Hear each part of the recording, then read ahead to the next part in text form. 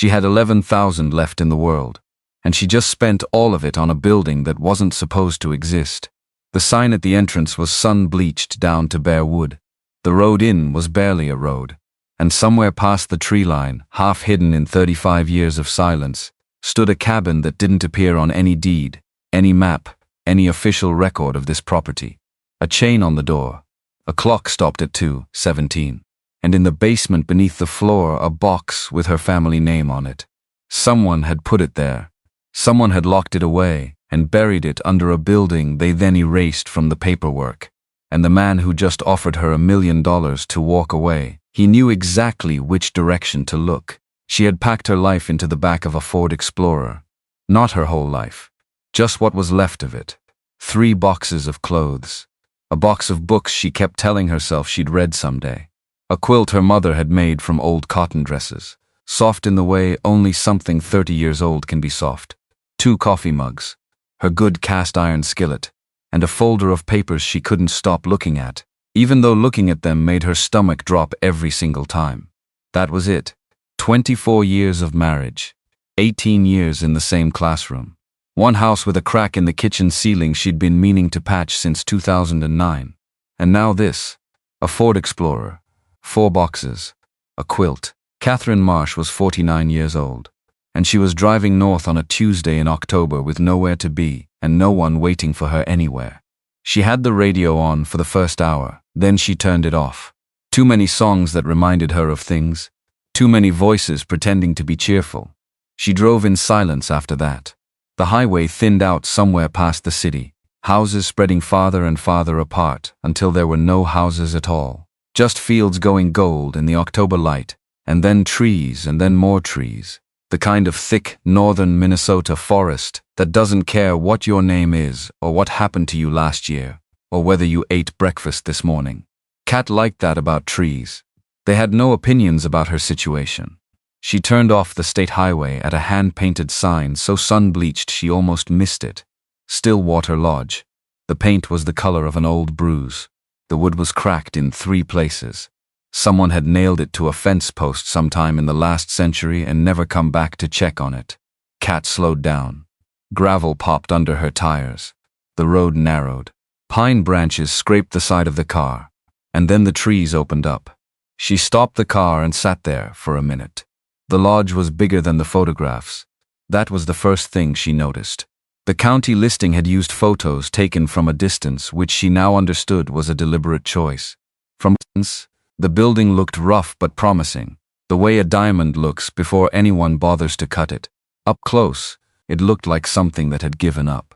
The main lodge sat at the center of the property, a long, low building with a covered porch that sagged on the left side, 3 windows with cracked glass, and a front door that hung slightly open even though Kat had the only key. The paint, once white, had gone the color of old newspaper. The porch steps had a soft spot near the middle that her foot found immediately when she climbed up to look through the window. She caught herself on the railing. The railing held. Barely. 12 cabins curved around the shoreline to her left and right, visible through the trees in both directions. Some had their doors closed. Some didn't. One had a section of roof that had caved in sometime in the last decade. The hole patched over with a blue tarp so faded it had gone almost white. The lake was behind all of it. Kat walked around the side of the lodge and stopped. The water was still, completely still, the way a lake gets in mid-October when the wind hasn't come up yet and the surface goes flat as glass. It reflected the sky, which was the kind of pale gray that could mean clouds or could mean winter coming, and the tree line, and a single bird making its way from one shore to the other without any apparent hurry. She stood there longer than she meant to. This was not a good investment, she knew that. Fenn, who had handled the paperwork, had said as much in the careful way lawyers say things they think you should reconsider. This is a significant undertaking for a single buyer, Miss Marsh. The structural issues alone. The cost of bringing the electrical up to code. Kat had thanked her and signed anyway. She didn't know how to explain that she hadn't bought Stillwater Lodge because it was a good investment. She'd bought it because she was 49 years old and every single place she'd ever belonged had stopped belonging to her in the same 12-month stretch. and she needed somewhere that was hers even if it was broken. Especially if it was broken. Maybe. At least she'd know what she was dealing with. At least she could see every crack. She turned and went back to the car to unload her boxes. The furnace in the main lodge was not going to cooperate. She found that out at 9 o'clock that night, when the temperature in the building dropped to 52 degrees, and the iron beast in the utility room made a sound like a dog trying to cough up something significant, shuddered once, and quit. Kat stood in the utility room in her coat and looked at it. The furnace looked back at her, unapologetic. "Fine," she said out loud. She found split pine stacked in the maintenance shed out back, dry enough to burn, and spent 20 minutes figuring out the fireplace in the main sitting room, which had a flue that needed persuading. By 10 o'clock she had a fire going, and a sleeping bag dragged off her bed upstairs, and a mug of tea made on the camping stove she'd thought to throw in the car at the last minute. She sat close to the fire with her knees pulled up. Outside, the wind had come up off the lake. It moved through the pines in a long, low sound, and the building answered it with small creaks and pops, the kind of sounds old wood makes when the temperature drops and everything contracts a little. She told herself it was just the house settling. She almost believed it. Her phone buzzed on the floor beside her. She picked it up. A text from Daniel's lawyer. Something about the final distribution of the retirement account. Something about signing and returning by the 15th. She set the phone face down, looked at the fire. The thing about Daniel was that she hadn't seen it coming. That was the part she kept returning to, not with grief anymore, mostly just with a kind of stunned bewilderment, the way you feel when you step on a stair in the dark that isn't there. 24 years. She had known this man for 24 years. She had known which side of the sink he preferred and what he ate when he was anxious, and how he slept with one arm thrown over his face, like he was blocking something out. She had not known about Claire. He'd told her at the kitchen table. A Tuesday morning. The ordinary kind. Coffee going, light coming through the window the way it always did. The kind of morning that has no business being the last morning of one version of your life. He'd said it quietly. That was the thing she remembered most. How quiet his voice was. Like he'd rehearsed keeping it that way. She hadn't screamed, hadn't thrown anything, had just looked at the coffee between them and thought, with a strange calm, so this is what the edge feels like. After that, things moved quickly. The way painful things tend to, like the world is in a hurry to be done with your discomfort, even when you haven't caught up yet. Lawyers, documents, the house sold before the end of the summer, and then the school. Hayward Elementary had been the other piece of her. She'd taught third grade there for 18 years. She knew every loose tile in the hallway, and which water fountain ran cold, and which one ran warm, and which kids needed a minute of quiet before they could tell you what was wrong. She had a knack for that last thing, for reading the ones who'd gone silent and figuring out what they needed before they knew themselves how to ask. The district had run out of budget. 3 schools closed in one semester. Hers was the last of the 3. She'd packed her classroom in May with the same quiet she'd packed the house with in August, box by box, methodical, not letting herself think too much about the particular weight of 18 years' worth of small things. Then one September night, alone in a rented room with boxes still stacked around her, she'd found the listing. Stillwater Lodge, Clearwater County, Minnesota, bank foreclosure, auction pending. She'd read it through twice, then a third time. The property had been closed since 1989. 35 years of nothing. The county had taken it for back taxes. The auction was set for the following week. The photographs showed what they showed. Kat had looked at those photographs until 1 in the morning. Then she'd called .fen first thing the next day. That was 6 weeks ago. Now she was here. She fell asleep in the sleeping bag near the fire sometime around midnight, and woke up at first light, when the fire had gone to ash and the room was cold enough to see her breath. For 1 second, coming up out of sleep, she didn't know where she was. Then she did. She got up. That first full day at Stillwater, Kat walked every inch of the property.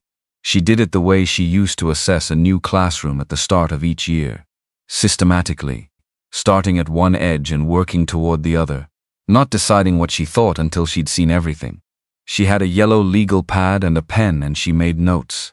Lodge roof, soft patch on the north end, possible water intrusion. Lodge porch, left side needs new support posts. The step, the railing.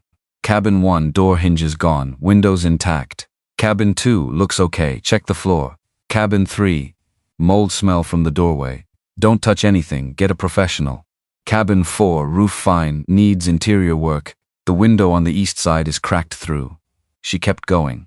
By lunch her list covered 4 pages. By mid-afternoon she was on cabin 9, standing in the doorway making notes about the state of the subfloor, when she stopped writing. Looked at the cabins she could see from where she stood. Counted them from where she was, working around the curve of the shoreline the way she'd walked it. Then she went back to the main lodge and went through the papers in the filing cabinet in the office. Property tax documents, the original county listing, the title search, the insurance paperwork. Every single document said 12 cabins. She went to the manager's desk and pulled out the drawers one by one. The first 2 were empty except for a rusted paperclip and a dead moth. The third drawer stuck. She worked it loose and reached inside and found a stack of old postcards, held together with a rubber band so old it disintegrated when she touched it. Old photographs loose in the bottom of the drawer. A ballpoint pen from a bank that had probably closed before she was born. She picked up the photographs. They were snapshots from the resort's better years. Families at the waterfront, children with fishing poles, couples sitting at picnic tables in summer light. The kind of photographs where everyone is squinting a little, and smiling a lot, and wearing clothing that is very clearly from a specific decade. Kat turned them over one by one, looking at the dates penciled on the backs. Summer 1981. July 4th, 1984. Labor Day 1986. She stopped at Wange. Stillwater 1987. The photograph showed the full property from the water. Someone had taken it from a boat maybe, or from the dock, capturing the lodge and the full curve of cabins along the shore. Kat counted them. 1, 2, 3. She went slowly, making sure. 12, 13. She set the photograph down on the desk, picked it up again. 13 cabins in the photograph, clear as anything. The last one sat apart from the others, farther north, half hidden in the tree line like it had drifted there and stayed. She looked at the county document again. 12. She looked at the photograph. 13. Something in her chest went very quiet. Kat pulled on her coat. She found the trail by accident, which is to say she followed the tree line north from the last official cabin until the ground gave a suggestion of a path. Not a maintained trail. Nothing like that. Just a slight thinning of the undergrowth. A line in the forest where feet had once gone repeatedly enough that the ground still remembered. She followed it for about 10 minutes. Then the trees thinned and she stepped into a small clearing. The cabin was smaller than the others. Not by a lot. But it sat lower, somehow, or maybe that was just the way the trees crowded it. Boards over the windows, nailed in place with long dark screws. A padlock on the door, thick with rust. A chain wrapped twice around the door frame, and the handle the lynx orange with age. And above the door, screwed into the wood, a number. 13. It was a brass number. The old-fashioned kind with a serif. The kind of number that cost money when someone bought it. The kind you put on a door when you want the thing to last. It had lasted. Kat stood in front of it for a long moment. An entire building didn't fall off a property deed by accident. She went back to the maintenance shed. The shed was a low structure behind the lodge, its door hanging open, its floor covered in years of dried leaves blown in from outside. Tools hung on pegs along the wall. A wheelbarrow with a flat tire, 2 rakes, a snow shovel, a red metal toolbox on a shelf. She found a pry bar. 20 minutes later, she was back at cabin 13. The chain came off first. The rust had done her a favor in a way. The links were weak enough that the pry bar got purchase on the 3rd try, and the whole thing dropped into the leaves, with a sound like someone dropping silverware. The lock was more work. But the hasp it was attached to was older than the lock, and when she put the pry bar behind the hasp and leaned into it, the screws pulled through the rotted wood on the 4th push, and the hasp came free in her hand. The door itself didn't want to open. She put her shoulder into it, then her weight. Then she stepped back and kicked it once, low near the base, where it had swollen into the frame. It gave, not gracefully, with a long wooden groan, like something waking up that hadn't been asked to wake up. Cold air came out at her. Not just cold, stale. The particular stale of a room that has been sealed for a very long time, that has been having the same conversation with itself for decades without anyone new to talk to. She stood in the doorway. The light came in past her, thin October light, reaching across a wood floor covered in a fine uniform layer of dust. A single room. A narrow bed against one wall, the mattress covered with a sheet that had gone gray. A small table with 2 chairs. A stone fireplace in the corner. A window on each of the other 3 walls, all boarded, no light getting through. On the hook beside the door, a woman's wool coat, dark blue, belted. The kind of coat that cost something when it was bought. The kind you'd hang up because you expected to put it on again. Kat looked at it for a moment, then looked away. The table had a coffee mug on it, ceramic white, with a small red flower painted along the rim. The flower was faded now, but you could still see what it had been. She moved deeper into the room. The fireplace had ash in it, old and cold. There was a small stack of split wood beside it, the pieces completely gray with age. A set of fireplace tools, a poker and a brush and a small shovel hanging on a stand. On the wall above the fireplace, a clock, round face, black numbers. A simple thing. Its hands were stopped at 2:17. Kat stood in front of it. She didn't know why it bothered her. A clock stopping was nothing. Clocks stopped when their batteries died or their springs wore out, which happened to every clock eventually. 2:17 meant nothing. It was just a time. Her foot caught on something. She looked down, marks in the floorboards. Long parallel scratches running from beneath the wardrobe near the far wall toward the center of the room. The scratches were deep enough that she could feel them through her boot sole when she stepped on them. Something heavy had been dragged. More than once, from the look of it, the same path over and over. Kat went to the wardrobe. It was solid wood, old, the kind of piece of furniture built before anyone was trying to be efficient about it. She gripped the right side with both hands and pulled. Nothing, tried again. Really put her back into it. It moved. An inch, then another. Heavy and stubborn, the feet dragging across the same grooves in the floor, following the same path they'd followed before. Like the thing remembered the motion. She kept going. A foot, 2 feet, 3. She stopped. There was a square cut into the floor. Not hidden exactly. Not if you moved the wardrobe. The outline of it was clear. A rectangle about 2 feet by 3 feet, the seams cut clean. In the center of it, a brass ring set flat into the wood. Kat got down on her knees. She looked at it for a moment. Every sensible part of her brain had a comment. She pulled the ring. The trapdoor opened. Hinges that should have been frozen with disuse moved smoothly. Someone had oiled them, or they'd been built well enough to last, or both. Below was darkness and the smell of cold and something else. Paper. Old paper. She took out her phone and turned on the flashlight. Narrow stairs. Wood. Solid looking. She went down. The room at the bottom was small. No windows. The ceiling was low enough that she had to duck slightly near the stairs. Shelves ran along 3 of the 4 walls, floor to ceiling, the kind of shelves someone had built carefully with a level and real lumber, not thrown together in an afternoon. And on every shelf, boxes. Cardboard boxes, banker's boxes, some of them. Labeled in different hands. Some had file labels on their spines, typed on an old machine. Others were just cardboard with handwriting on the front in black marker that had faded to gray. There were film reels in old flat canisters. There were manila envelopes rubber-banded together. There was a row of 4 green accordion folders, the kind with the elastic closure, each one stuffed fat. Kat swept the flashlight slowly across the shelves. She wasn't reading labels. Not yet. Just trying to understand the scope of what she was looking at. A lot of paper. A lot of years. She moved the beam to the left-hand wall. 2nd shelf from the top. 3rd box from the left. Her flashlight stopped. She stepped closer. The box was an ordinary banker's box, the kind with a removable lid, the kind that came in packs of 10 from an office supply store. The cardboard had gone slightly brown at the edges. The lid sat slightly askew. Across the front in handwriting she didn't recognize, in black ink that had faded to a dark gray, Marsh. Kat stood very still. Her name. Her father's name. Her grandmother's name. She was looking at her own family name in the basement of a building she'd bought 6 weeks ago from a county auction.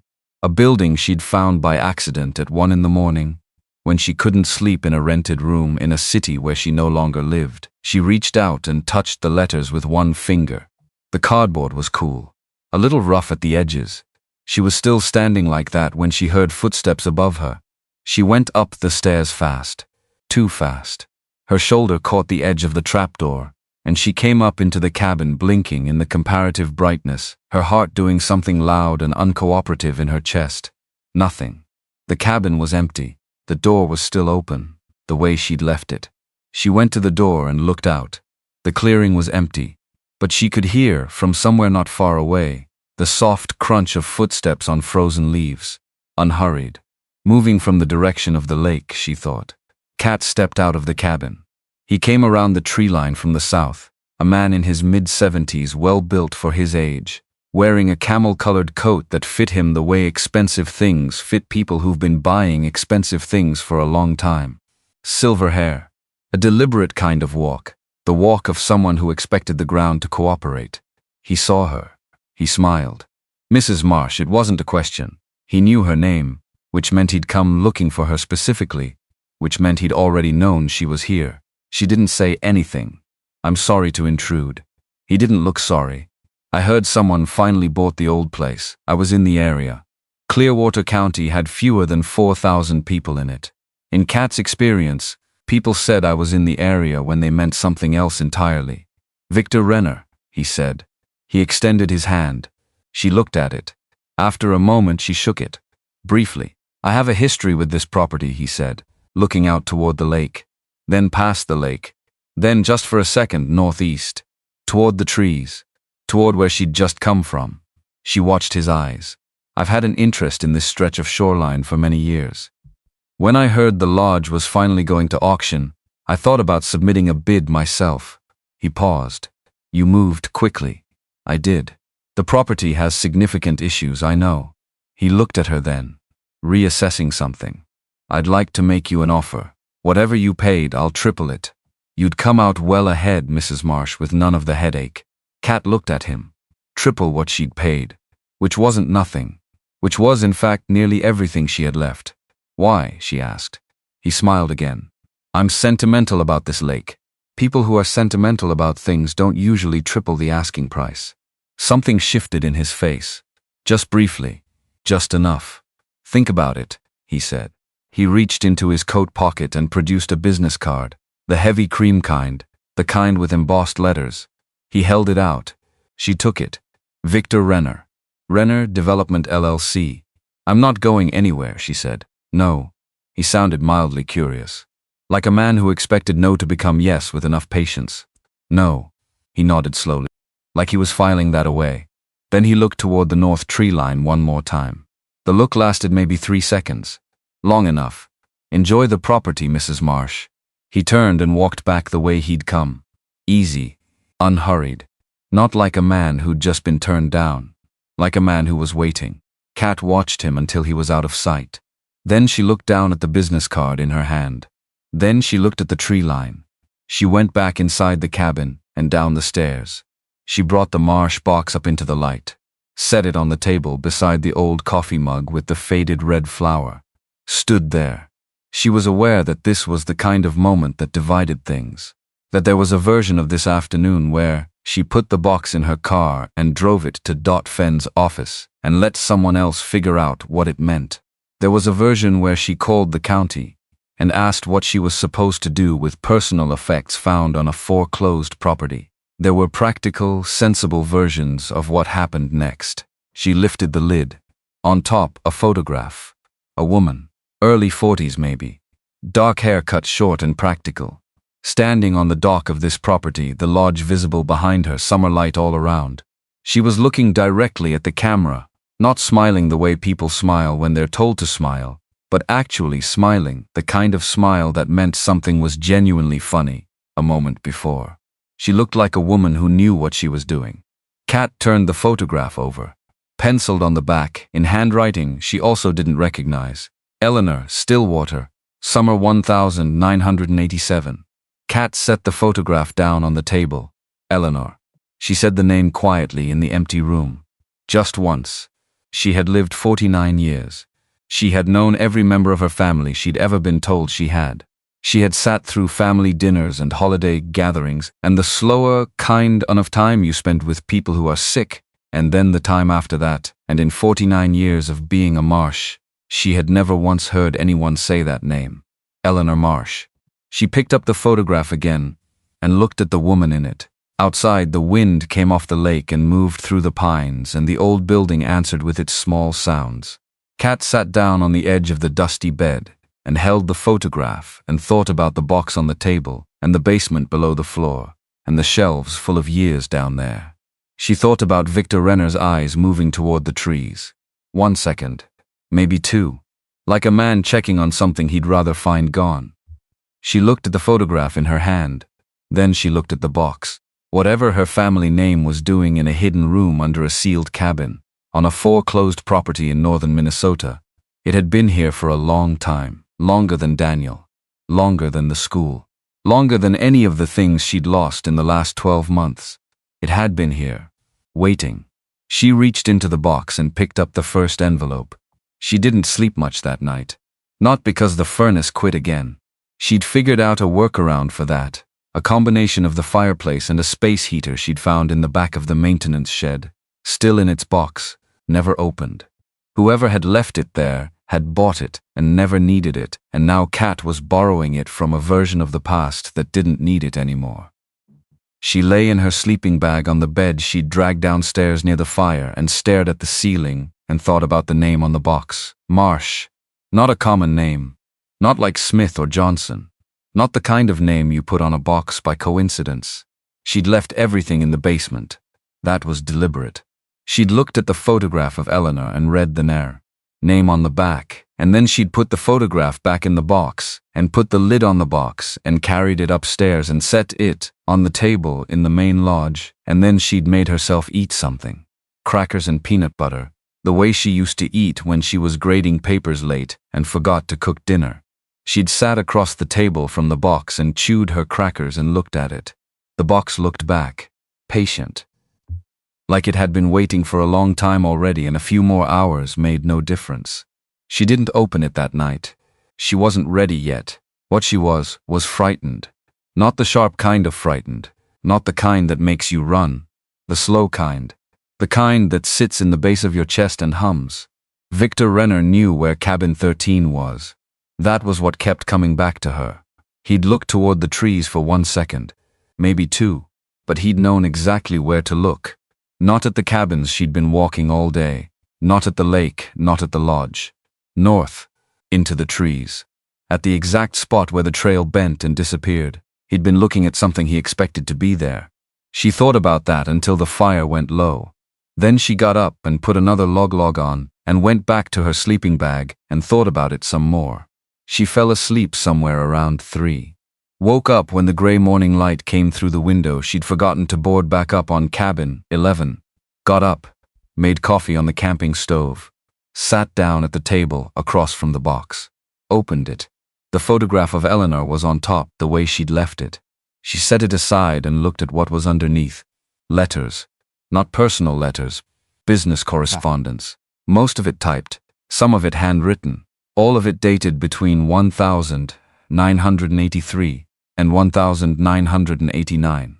Property agreements, survey documents, carbon copies of letters sent to a county assessor's office and a state licensing board. A ledger, small and green, its spine cracked from use. And Eleanor's handwriting everywhere, in margins, on yellow sticky notes still adhered to certain pages, on index cards clipped to specific documents with small metal binder clips.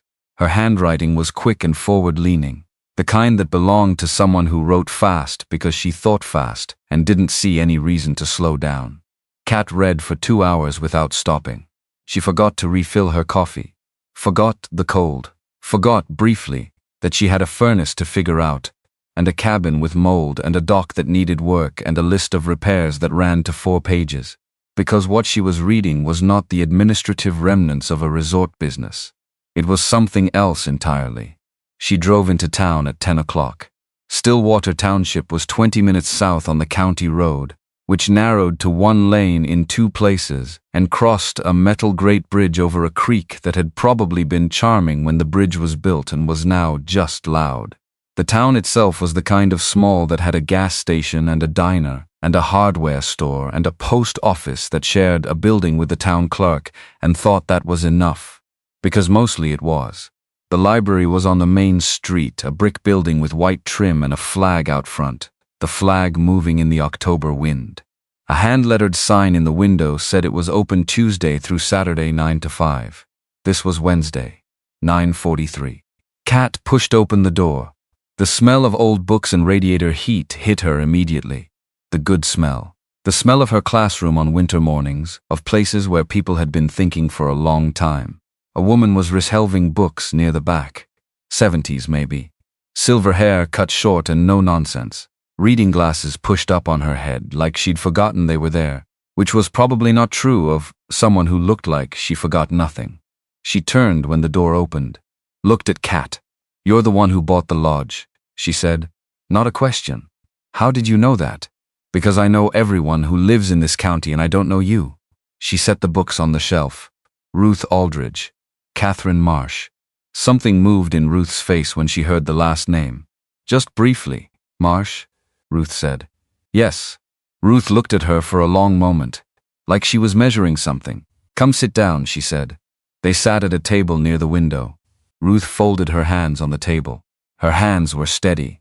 The hands of someone who had decided a long time ago not to be rattled by things. Kat put the photograph on the table. Eleanor. Stillwater. Summer 1987. Ruth looked at it for a moment without touching it. Then she looked up at Kat. "Where did you find this?" "In a box in a room under the floor of cabin 13. Ruth was quiet. "Do you know her?" Kat asked. "Eleanor Marsh." Ruth said the name slowly, like she was checking its weight. "Yes, I knew her." She paused. "Everybody in this county knew Eleanor." Kat waited. "She was sharp," Ruth said. "The kind of sharp that made some people uncomfortable." She asked questions, out loud, to people who were used to everyone staying quiet. "What kind of questions?" Ruth looked at the photograph again. "About land. About who was selling and why. And for how much." Kat felt something tighten at the base of her spine. "She was a co-owner of the lodge," Kat said. "From 1983. She bought in with her savings. She loved that place." Ruth paused. "Right up until she didn't have it anymore." "She sold her share?" Ruth looked at her steadily. "Eleanor didn't sell anything." The tightness moved up Kat's spine. "Then what happened?" Ruth was quiet for a moment. Just long enough for Kat to understand that what came next was something Ruth had been carrying for a while. Something she'd been deciding what to do with. "She died," Ruth said. "November 1989. They found her in the lake. The room went very still. They called it an accident," Ruth said. "She went out in a rowboat in the evening. Boat came back empty the next morning. They found her 3 days later." Ruth's voice was even. Practiced, maybe. The evenness of someone who'd said a hard thing enough times to make it sayable. No witnesses. No investigation to speak of. The county marshal at the time wrote it up in 2 pages and closed the file. Kat looked at the photograph. Eleanor was smiling in it. That real smile, the kind that happened a moment after something was genuinely funny. "Did anyone think it wasn't an accident?" Kat asked. Ruth looked out the window. "Nobody said so," she said. Out loud. Which was not the same as nobody thinking it. Kat drove back to the lodge. She sat in the car in the gravel lot for a few minutes after she turned off the engine. 35 years.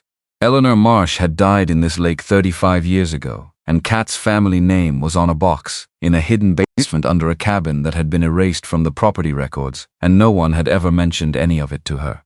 Not once. Not in 49 years. She got out of the car.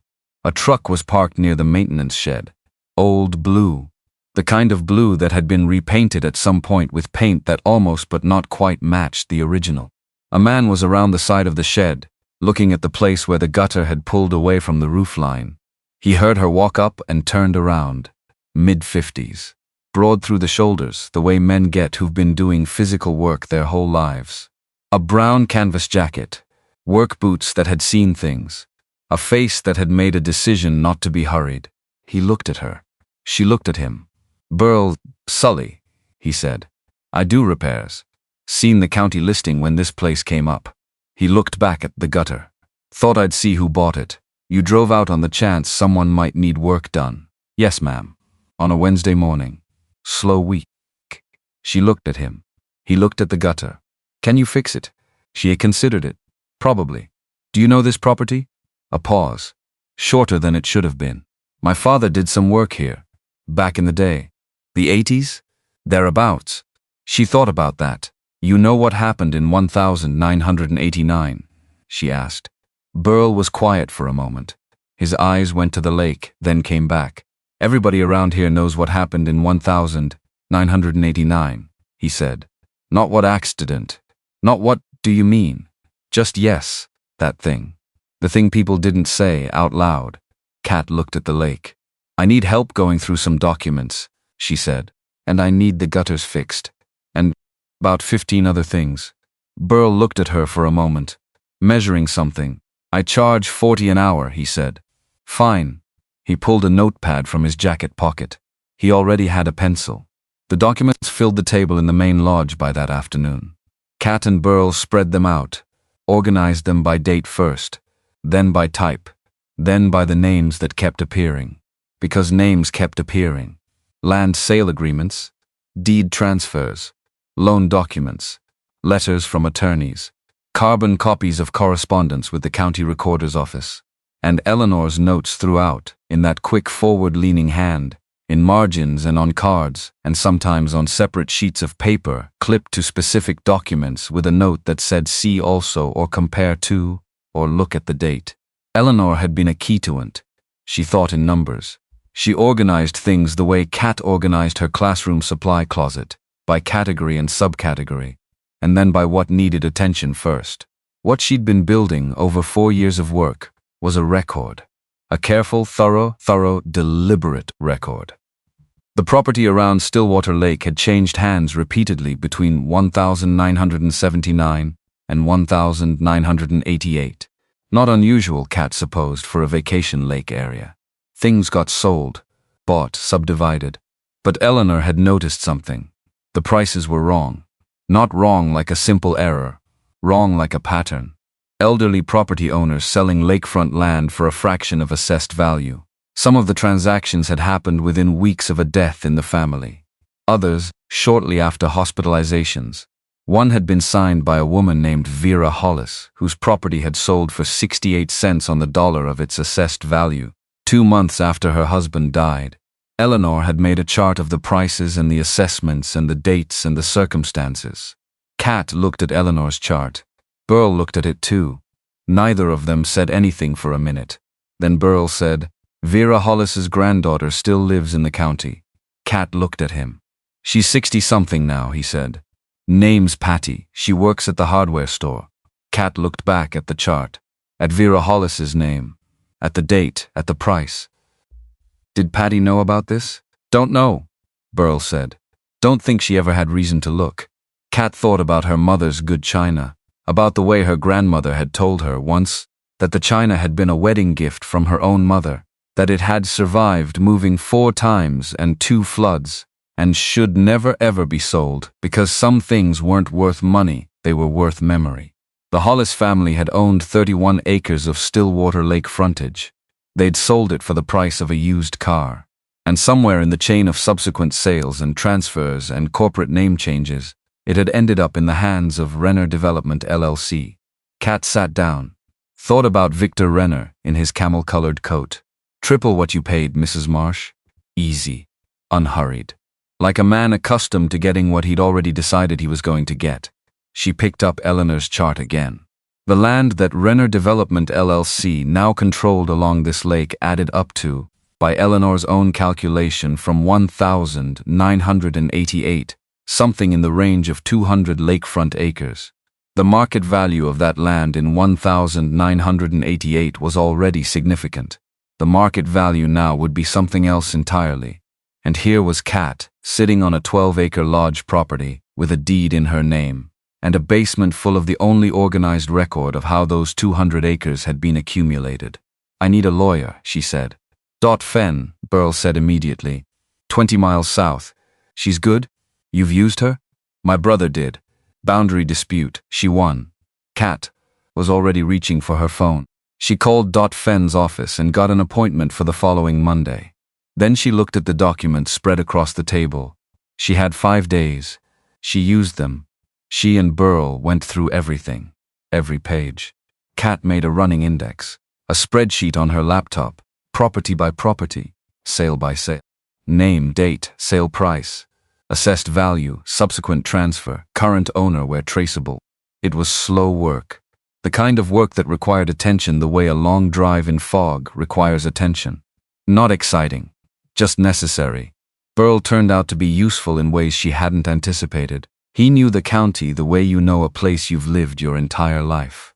He knew which family names connected to which parcels. He knew which of the people in Eleanor's documents were still alive and which were gone, and, in some cases, who their children and grandchildren were. He didn't talk much, but when he talked, it was worth listening to.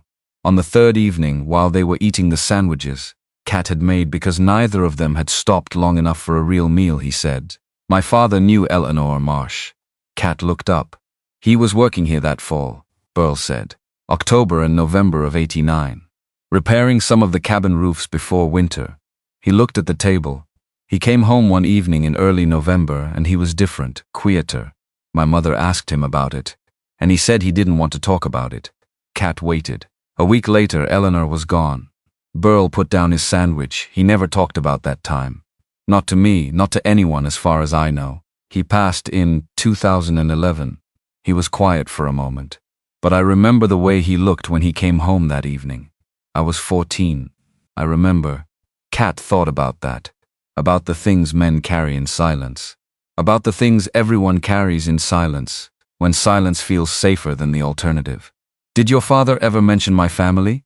she asked. The name Marsh, other than Eleanor. Burl thought about it. Really thought about it. "Not that I remember," he said. But there were things he didn't say. She understood that better than she would have 2 years ago. She was beginning to understand it very well. On the 4th day, she drove back to the library. Ruth was at her desk. She looked up when Kat came in. "I found something," Kat said, "and I need to ask you something." She put Eleanor's property chart on the desk. Ruth looked at it without speaking. She took her time. Her finger traced down the column of names. Stopped at one, moved on, stopped again. "Harold and Myrna Goss," Ruth said quietly. "Harold died in the spring of '84. Myrna sold the property 6 weeks later." She looked up. Myrna thought she was signing paperwork for a lien release. Her nephew told me that. Years later. He said she didn't understand what she'd signed. Kat looked at the line on Eleanor's chart. Eleanor had drawn a small asterisk next to the Goss property. On the margin she'd written, "Myrna G. did not understand documents. Nephew confirms." Who witnessed? Were there others like that? Kat asked. Ruth looked at her steadily. Eleanor thought there were at least nine families. Kat thought about the list in the box, the names, the acres, the prices that made no sense unless someone had deliberately made them make no sense. Who would have had access to these people? Kat asked. Who would have known when someone died, when someone was sick, when someone might be vulnerable enough to sign something they didn't fully understand? Ruth was quiet for a moment. The county recorded every deed transfer, she said. Property transactions are public record. Anyone with access to the recorder's office could see what was moving and when. Victor Renner. Ruth didn't answer that directly. She looked at the chart instead. Eleanor thought someone had a contact in the county office, Ruth said. She wrote that down somewhere. She said the timing was too precise for coincidence. Someone was being informed. Kat thought about Fen, who had already told her that Kat's name had appeared in Renner Development's internal correspondence 3 days before the auction listing went public. Same pattern, 35 years apart. Same man. He's still doing it, Kat said. Ruth looked at her. He came to the lodge, Kat said. The day I arrived, he offered to buy me out. Triple what I paid. Ruth's expression didn't change much, but something behind it did. He knows the records are there, Kat said. He's known the whole time. He just couldn't get to them because he didn't own the property. And now someone he can't control does, Ruth said. They looked at each other. Ruth reached under her desk and pulled out a card. Small, white, a name and a number handwritten. Fen, she said. Tell her I sent you. Kat looked at the card. I already have an appointment. Good. Ruth picked up Eleanor's chart and looked at it again. Eleanor spent 4 years on this. She was the most organized person I've ever met. If she documented something, she documented it right. What do you think happened to her? Kat asked. Ruth set the chart down. I think Eleanor got close enough to something that made someone very nervous, she said. And I think being right and being safe are two different things. And Eleanor understood the first, but maybe underestimated the second. Kat drove back to the lodge in the dark. She sat in the car again. Longer this time. She thought about Eleanor in the rowboat. An evening in November. Cold. The lake going dark early the way it does this far north in autumn. A rowboat. And then nothing. And then a boat coming back empty in the morning. No witnesses, no investigation to speak of. 2 pages in the county file, closed. She sat in the dark car and thought about that, and felt something move through her that wasn't quite grief, and wasn't quite anger, and was maybe just the plain cold weight of understanding something that you can't unknow. Then Victor Renner's car pulled into the lot. She saw the headlights first, coming up the gravel drive. High-end headlights, the kind that illuminate everything. They swept across the front of the lodge and settled. Kat didn't move, the engine cut. A car door opened and closed. Footsteps on the gravel. He knocked on the lodge door. Kat got out of her car. He turned when he heard her.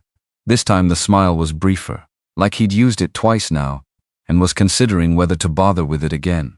Mrs. Marsh, I was hoping to catch you. You could have called. I prefer in person. She unlocked the lodge door, opened it, stood back. He came in. He looked at the room. The table covered in documents. The organized stacks. The laptop with the spreadsheet she hadn't closed. He looked at that for a moment. She watched him look at it. I've revised my offer, he said. He reached into his coat and produced an envelope. She didn't take it. He set it on the table. On top of Eleanor's property chart, which had been sitting there in the open, visible from where he stood. Kat looked at where he'd put the envelope. On top of Eleanor's work. She looked at him. There's a new number inside, he said. I think you'll find it compelling. He paused. The property has issues, Mrs. Marsh. Structural issues, legal issues.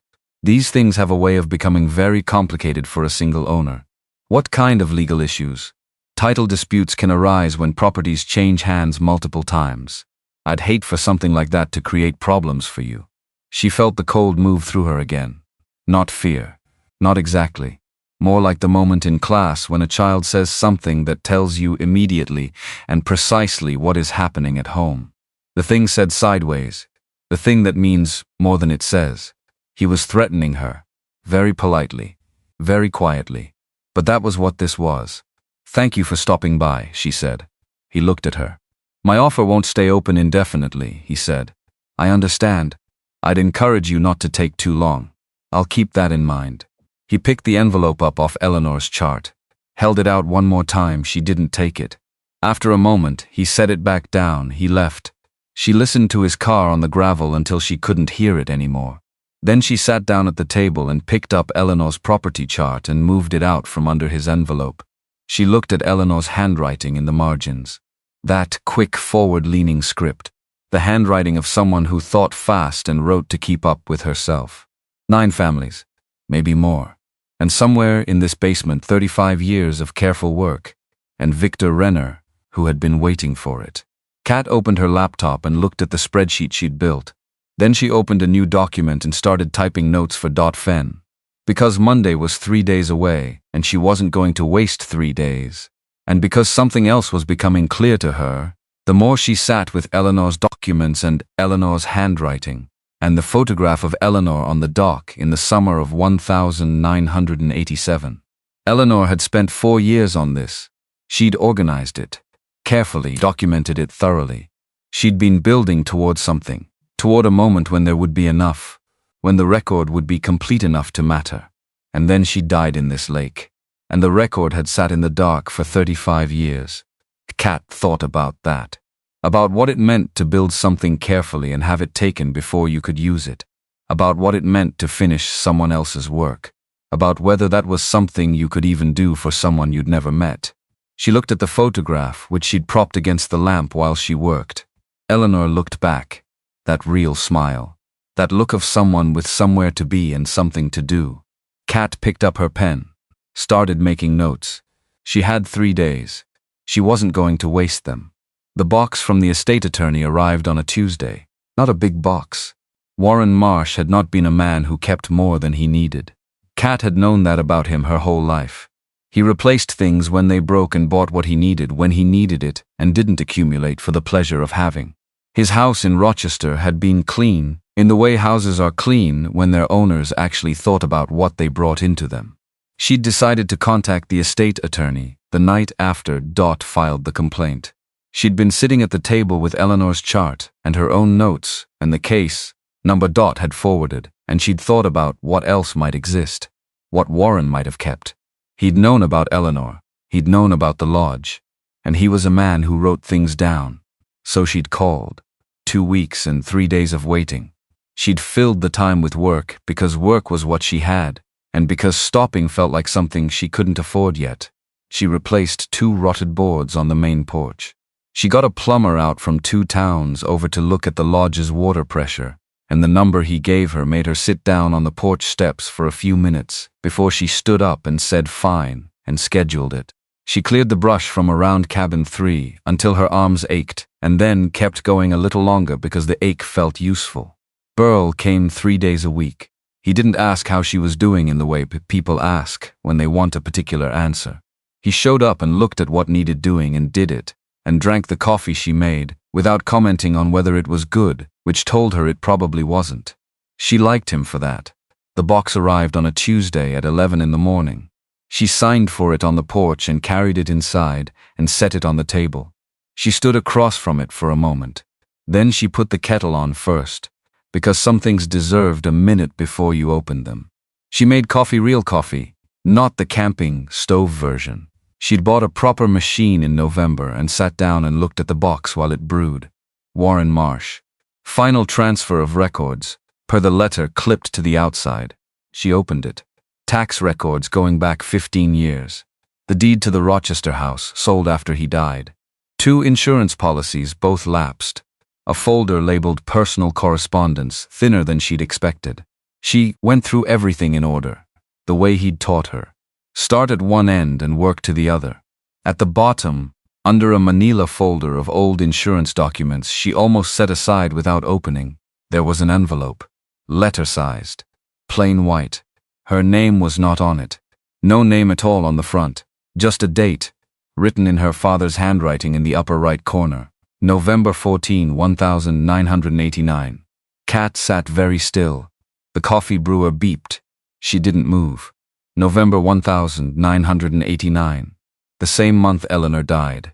She turned the envelope over. The flap was tucked in rather than sealed. Like someone had closed it, and then reconsidered whether they wanted it to stay that way. Like someone who had written something down and then spent 30 years deciding what to do with it. She opened it. 4 pages. Her father's handwriting, which she knew the way you know things you've known since childhood, without remembering the moment you learned them. The particular slant of his capital letters, large and slightly formal. The way he pressed harder on the pen when he was writing something he wanted to get right. Date at the top, November 14, 1989. She read it, all the way through, without stopping. Then she set it down and looked at the wall. Then she picked it up and read it again. Warren Marsh had known about Eleanor's investigation since the summer of 1988. Eleanor had called him. Her younger cousin, the one she trusted. She'd told him what she'd found and what she was building toward. All of it. The families along the lake. The prices that didn't make sense, the signatures that didn't match. She'd trusted him because he was family, and she believed that meant something with teeth in it. He'd listened. He'd been frightened. Not only for Eleanor, mostly for himself, for his wife Carol, for their daughter Katherine, who was 14 years old in 9988 and doing her homework in the next room, and had no idea her father was on the phone with a woman who was about to step into something that didn't forgive mistakes. He'd told Eleanor to be careful. He'd said it more than once. He hadn't told her to stop, but he hadn't helped her either. He'd listened and said, "Be careful," and hung up the phone and gone back to his life and told himself that Eleanor was careful and organized and knew what she was doing. He'd told himself that for a year, and then Victor Renner had come to see him. Not at his house, at a diner 2 towns over. Neutral ground, the letter said. The kind of place where 2 men could have coffee and no one would think anything of it. Victor had been friendly, almost warm. He'd asked after Carol by name, after Katherine. Mentioned that he understood they were thinking of buying a house on the south side, nice neighborhood, good schools for a girl that age. Kat put the letter down, picked it back up. Victor had asked one question. Had Eleanor shared any of her research with Warren? And Warren had said no. He hadn't told Victor where Eleanor kept her records or what she had or how complete it was. He hadn't given Victor anything specific. He hadn't done that. But he'd said no, which meant he'd sat across a table from a man and understood, in the way you understand things that are communicated through what isn't said, that Eleanor was in danger. And he'd chosen, right there in that diner over that coffee, to protect his family instead of his cousin. 1 month later, Eleanor was dead. Kat set the letter down on the table. She looked at her hands. She'd known in some abstract way that her father was capable of fear. All people were. She'd just never had to sit with the specific shape of his. The man who had taught her to return extra change at the grocery store even when it was inconvenient. The man who had put his name on a letter to the editor when the neighborhood was divided, violent, and most people were staying quiet. Who had told her, more than once in his undemonstrative way, that doing the right thing was usually not the interesting part of the story. The interesting part was deciding to. He'd decided wrong. Once. In a diner. Over coffee. And he'd carried it for 30 years. She got up from the table and went to the window and stood there for a while looking at the lake. The water was gray this morning, the sky pressing down low. November doing what November does in northern Minnesota. She thought about Eleanor driving to that diner in October 1989. Had she known about the meeting? Had she wondered why her cousin had gone quiet? Had she understood what no from Warren meant in the scheme of things and kept going anyway? She probably had. That was the thing about Eleanor that kept coming clear through every document and every note and every carefully organized piece of evidence. She was not a woman who needed other people to be brave so she could be brave. She just kept going, with or without Warren, into the November dark and whatever was waiting in it. Kat went back to the table. She read the last paragraph. She'd been avoiding it, both times through. Her eyes had moved past it, because sometimes you know where the wait is before you get there. He'd written, "I drove past the lodge in the winter of 1991. Just to see it. Gates were closed. The sign was gone. I sat in my car on the road for 20 minutes, and then I drove home. I told myself I couldn't fix it. The truth is I was afraid that going back meant facing it, and I didn't have enough left for that. By the time I did have enough, it felt too late. So I did the only thing I could still do. I watched. I made sure that if the property ever went to public auction, your name would be the first name they called. I know it isn't the same as doing the right thing when it mattered. I know what it is instead. But you were always braver than me, Katherine. I'm asking you to use that. I know it isn't fair to ask." Kat put the letter down. She sat with it for a long time. Not crying, not angry. Something quieter than both of those. The kind of feeling that doesn't have a clean name because it's made of too many things at once. Understanding and grief and something almost like recognition. Because she knew what fear felt like. She'd spent 24 years making herself smaller in a marriage that was slowly convincing her there wasn't much of her worth keeping large. She knew what it was to choose the safe thing and live with the cost of it. She didn't forgive him. Not exactly. Not yet. But she understood him. And understanding him was in some ways harder than anger would have been. because when you understand something you can't just be done with it. You have to carry it differently. Burl knocked on the lodge door at 4 o'clock.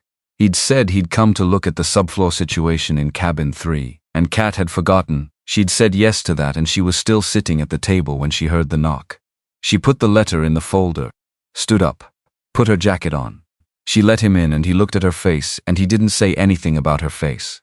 Subfloor, he said. Right, she said. Let's go. They went to cabin 3. Burl got down on his knees and pressed on sections of the floor with the heel of his hand and made the kind of sounds that meant he was thinking, not that anything was wrong. He marked sections with a chalk line he pulled from his jacket pocket. The chalk made a steady scraping sound on the wood. On the walk back, Kat told him. Not all of it. Not the full letter, but the shape of what she'd found. Her father had known Eleanor was in danger. He'd had a chance to do something and he hadn't done it. And then he'd spent 30 years watching the property, making sure that when it went to auction the notice went to Kat. Burl walked beside her and listened. When she stopped talking, he didn't fill the silence immediately. He let it sit for a few steps. What are you going to do with it? He said. I don't know yet. They reached the edge of the dock. The lake was flat and gray. Are you angry at him? Kat looked at the water. I keep trying to be, she said. It would be easier. She paused. But I understand why he did it. I understand it clearly, and that's the problem. You can't stay angry at something you understand that well. Burl was quiet. He was scared for his family, Kat said. I was 14, my mother was there. He sat across from Victor Renner and he made a calculation and he chose us. She stopped. I just wish Eleanor hadn't been the cost of that. They stood at the dock for a moment. The wind came off the water and Kat pulled her jacket tighter. He wanted you to finish it, Burl said. He wanted someone to. She looked at the lake. He picked me. Not random, Burl said. He knew you. She thought about that. About a man who spent 30 years watching a property from a distance. Who made one entry in a legal document: if this lodge goes to auction, call Katherine, and trusted that it would reach her and that she would do what he couldn't. That was either an act of faith or an act of cowardice, wearing faith's clothes. Maybe it was both. Maybe those two things weren't always as far apart as she'd thought. She went back inside and put the letter in the steel box she'd been using for important documents. She didn't put it with Eleanor's papers. She put it underneath them, at the very bottom. Then she sat down and called Fenn. Ruth called 3 days later, not to the lodge, to Kat's cell phone, which rang at 8:15 in the morning, while Kat was on the roof of cabin 7, checking for soft spots around the chimney flashing. She almost didn't answer. Then she saw it was Ruth and climbed down. I need you to come to the library, Ruth said. Not can you come? Not would you have time? Just come. When? Kat said. Now would be good. Kat drove into town with her work gloves still on and pulled them off in the library parking lot. Ruth was at her desk. The reading room was empty. Midweek morning, the sky still low from yesterday's clouds, the kind of day that kept people indoors with their own thoughts. Ruth stood when Kat came in. She didn't say good morning. She went to the back corner, to the filing cabinet with the small lock that Kat had never particularly noticed before. Ruth took a key from her keychain. Second drawer. She reached to the very back. She came out with a tin box. Not large.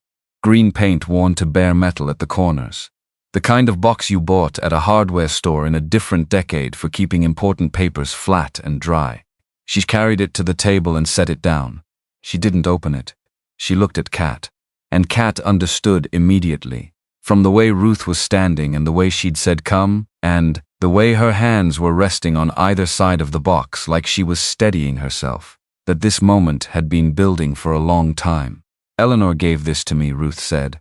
November 3rd, 1989. The date landed in the room and sat there. November 3rd. 8 days before Eleanor died. Kat looked at the box, at the worn paint on the corners, at Ruth's hands on either side of it.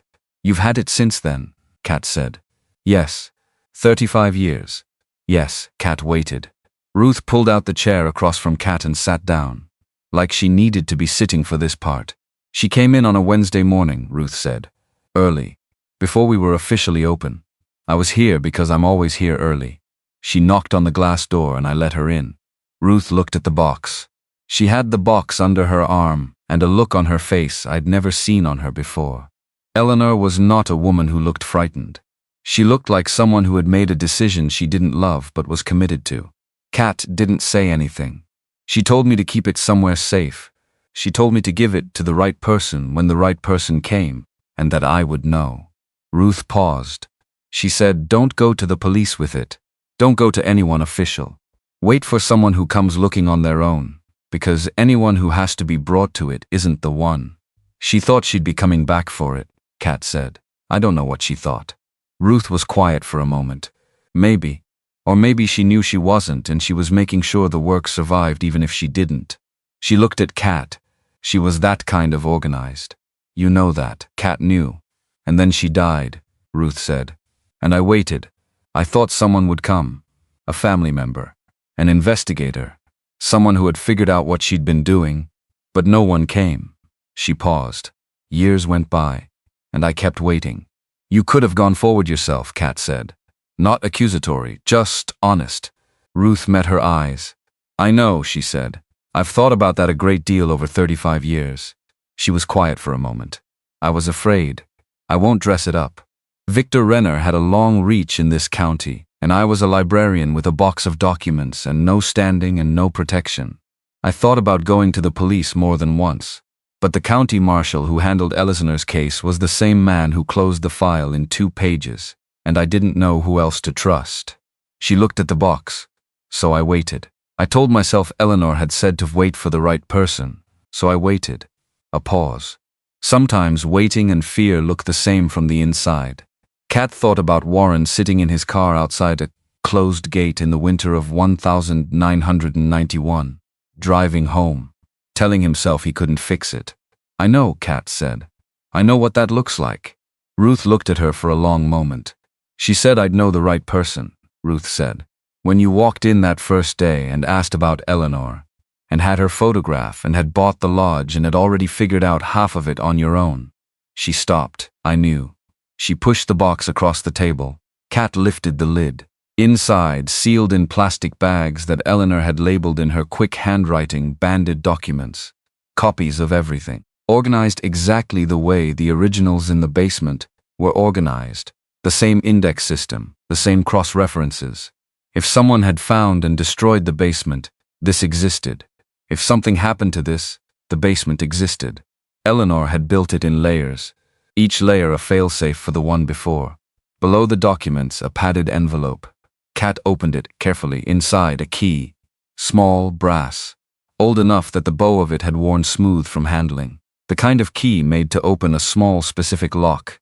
And beneath the key, folded once, a note in Eleanor's handwriting. This version slower than the margin notes. More deliberate. The handwriting of someone taking care. Behind the back wall of the fireplace in cabin 13. 3rd brick from the left, 2nd row from the hearth. Press and turn. Kat sat with that for a moment. She looked at the key. The key Eleanor had handled enough to wear it smooth. The key she'd held knowing what it opened and what was behind it and why it needed to stay hidden. Ruth was watching her. She built a hide, Kat said. Inside the fireplace. She put the originals there. I didn't know the details, Ruth said. She didn't tell me what was in it.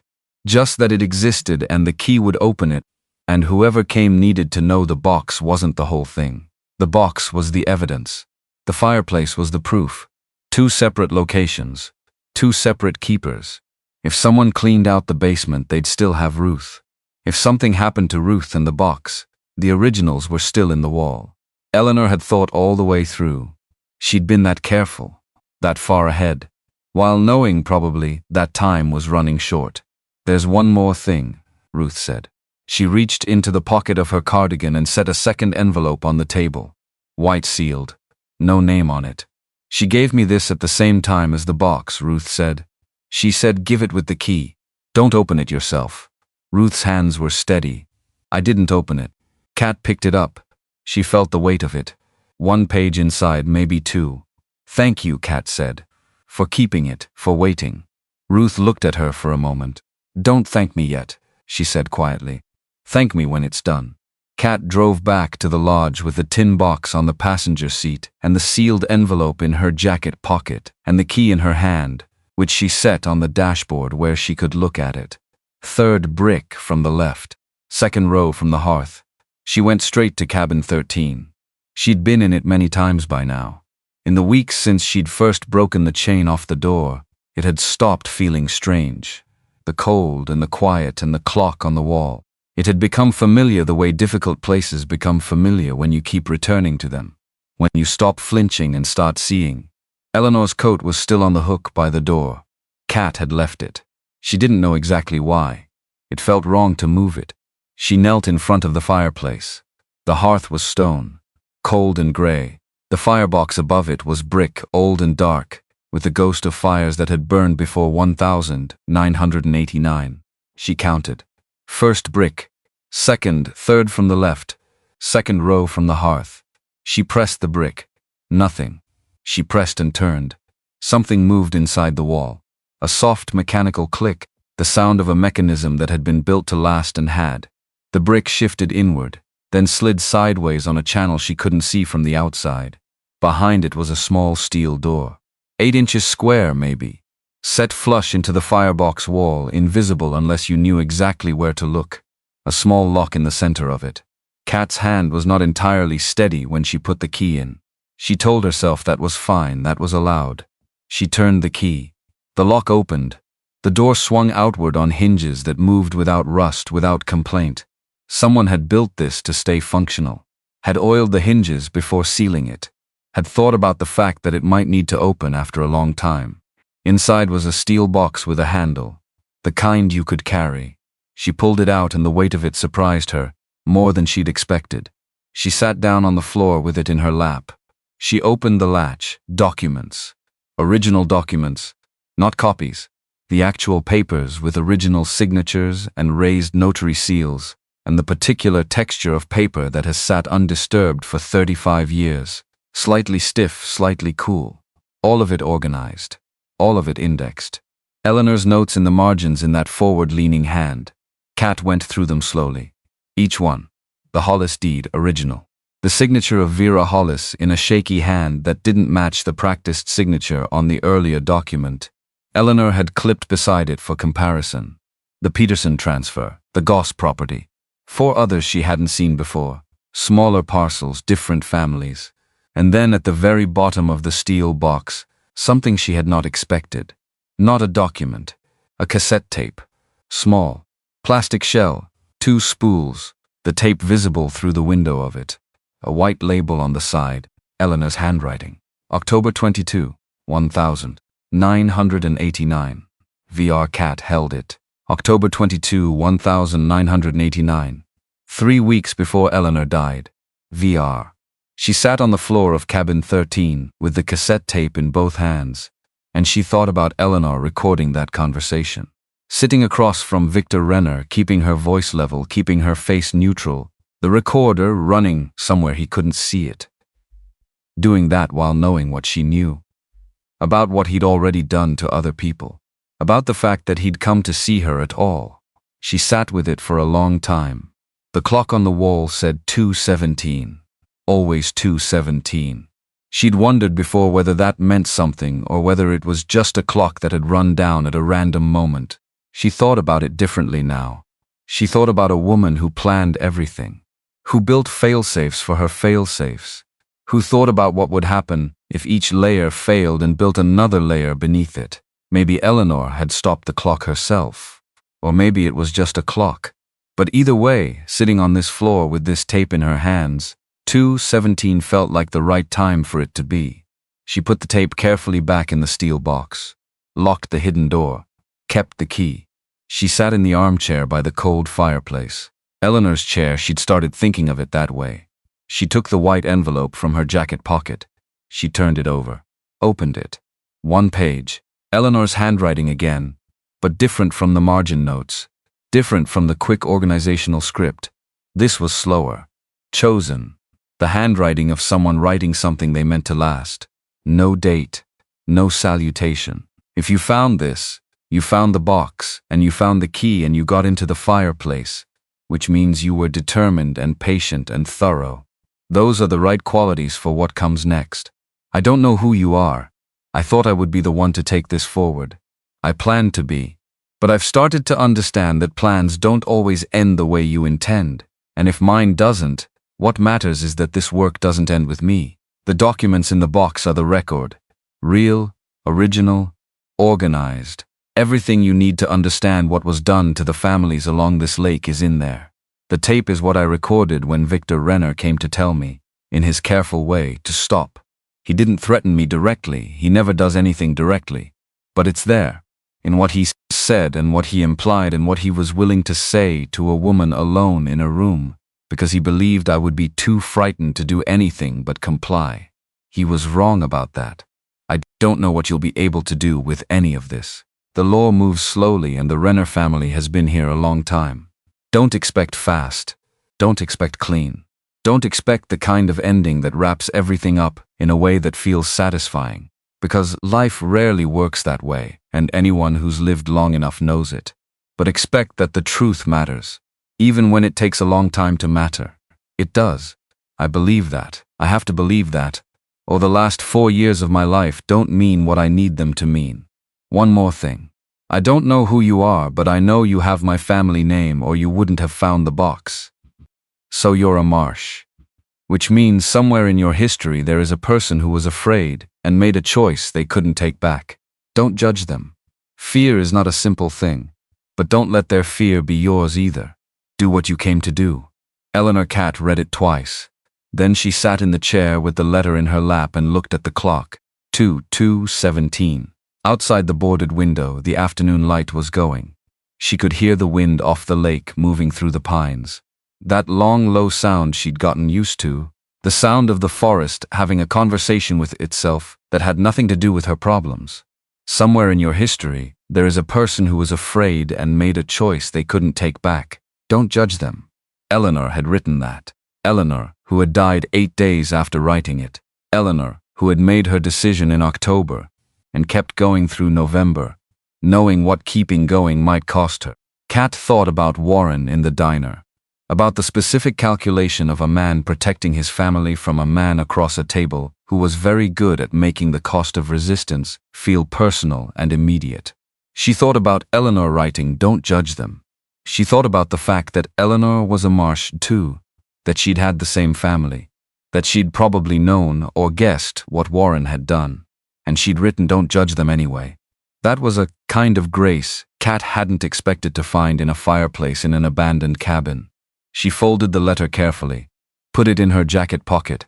She picked up the steel box and carried it to the main lodge. She set it on the table. She sat down. She thought about what Warren had written. I know what it is instead, and what Eleanor had written. Don't let their fear be yours. Two people across 30 years, both saying the same thing from different directions. Finish it. She picked up her phone and called Dot. Dot answered on the second ring. "I have the originals," Kat said. "All of them. And a cassette recording. October 22nd, 1989. Victor Renner," Eleanor's voice. Silence on the other end. A specific kind of silence. "Don't play the tape," Dot said. "Don't let anyone else touch it. Can you be at my office tomorrow? 8 o'clock. I'll be there." Kat put the phone down. She looked at the steel box on the table. She looked at Eleanor's photograph, which had been propped against the lamp since the second day. That smile. The real one. The kind that happened a moment after something was genuinely funny, and the world still had things in it worth paying attention to. Kat thought, 4 years you built this. 4 years of documents and index cards, and margin notes. And a fireplace with a hidden door, and a key left with the librarian, and a letter for a stranger you'd never meet, and you were right that it would take the right person. But here's what you didn't know, Eleanor. You almost didn't get me either. She'd almost not found the listing that night in September. She'd been about to close the laptop and go to bed. She'd been tired and sad, and the particular tired and sad of someone who has lost 2 things in 1 year and stopped expecting good surprises. But she hadn't closed the laptop. She'd read it, and read it again, and called Dot Fenn first thing in the morning. and driven north in October with 4 boxes and a cast-iron skillet and her father's old work gloves in the front seat. Which was the thing about the right person, maybe. The right person didn't know they were the right person. They just didn't close the laptop. They just drove north. Kat sat at the table until the light outside went fully dark. Then she got up and made dinner, because she hadn't eaten since morning, and the body kept its own schedule, regardless of what else was happening. And she ate standing at the kitchen counter because she wasn't ready to sit down again yet. She washed her plate, dried it, put it back. She went back to the table and sat down across from the steel box one more time. She thought about Dot's 8 o'clock, about the originals going into evidence, about whatever slow official machinery would start moving once they did. She thought about the families Eleanor had listed. 9 of them. More than 30 years of not knowing that someone had seen what was done to them, of not knowing their land had been taken through paperwork designed to confuse and overwhelm people at their most vulnerable. She thought about Vera Hollis, who had signed 3 different signatures in one day without understanding she was signing away her family's future. She thought about Patty Hollis at the hardware store, who had believed her grandmother chose to sell. She opened her laptop. She went to the county property records website. She started cross-referencing Eleanor's list with current ownership records, building a chain of transfers, following the money from 1979 forward to today. She worked until midnight. It was not fast. It was not clean. Dot had warned her, and Eleanor had warned her, and she'd understood intellectually, but understanding it intellectually was different from sitting with it at midnight in a cold lodge with a space heater running, and the lake making no promises outside the window. But she kept going. Because Eleanor had spent 4 years on this, because Warren had spent 30 watching and waiting, and trying to make one small act of reparation out of a larger failure, because Vera Hollis had signed 3 different signatures in one day without knowing why, because the right person didn't stop at midnight just because midnight had arrived. Kat worked until the fire went low. Then she put another log on and kept going. Dot Fenn listened to 40 seconds of the tape. Then she stopped it. She sat behind her desk with her hands flat on the surface and looked at the cassette player Kat had borrowed from Burl, an old handheld thing he'd found in a box in his garage. Still working because Burl was the kind of man who kept things that still worked. Dot looked at it for a long moment. Then she looked at Kat. "Where did you find this?" "Hidden in the fireplace of cabin 13. And Eleanor Marsh put it there." "Yes." Dot picked up her pen, set it down, picked it up again. "I need to make a copy of this today," she said. "Before anything else. I need 2 copies. One goes in my safe. One goes somewhere that isn't here and isn't the lodge." "Ruth Aldridge," Kat said. Dot nodded. "Good." She looked at the cassette again. "What I heard in 40 seconds is Victor Renner telling Eleanor Marsh that she should consider whether pursuing her concerns was worth the consequences to her personally." She paused. "He didn't threaten her directly. He never does anything directly." "No. But the implication is clear, and it's on tape, and it's dated 3 weeks before she died." Dot's voice was even. Professional. "This doesn't prove he killed her. I want to be very clear about that. What it proves is that he knew what she had, that he went to her, and that he tried to stop her. Combined with the original documents, combined with the timeline, combined with what we can establish about the property transfers." She stopped. "This is enough to take to the county prosecutor." Kat sat across from her and thought about Eleanor recording that conversation. Sitting across from Victor Renner and keeping her voice steady and her face neutral and the small recorder running somewhere he couldn't see it. Doing that while knowing what she knew about what he was capable of. "Will he be arrested?" Kat asked. Dot was quiet for a moment. "I can't promise that," she said. "Victor Renner is 74 years old, and he has resources, and he has lawyers, and he has 35 years of careful distance between himself and anything that could be called criminal." She looked at Kat steadily.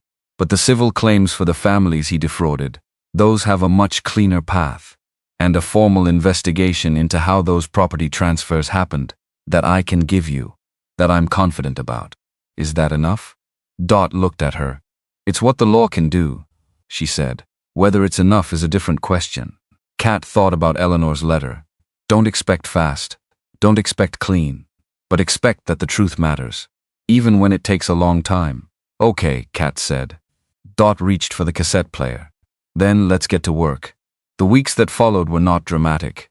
Not in the way Kat had half expected, half feared. No one came to the lodge in the night. No one left threatening notes under her door.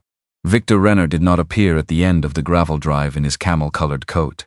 What happened was quieter than that, and in some ways harder to hold on to. Dot filed the complaint with the county prosecutor's office on a Thursday morning. Kat was not there for it. Dot had suggested she not be, and Kat had agreed, because some things are better done without an audience, even when you're the reason they're happening. The prosecutor's office acknowledged receipt. That was it. That was all.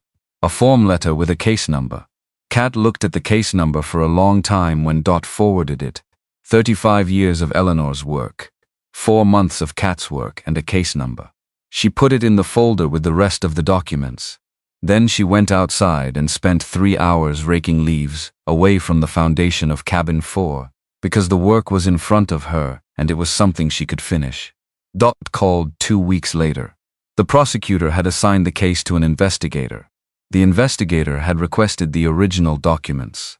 Dot had turned over the copies. The originals remained in the steel box in the basement, which was now photographed and catalogued and documented in a chain of custody record. Someone that Dot had set up with the precision of someone who had thought carefully about what might need to be proven later.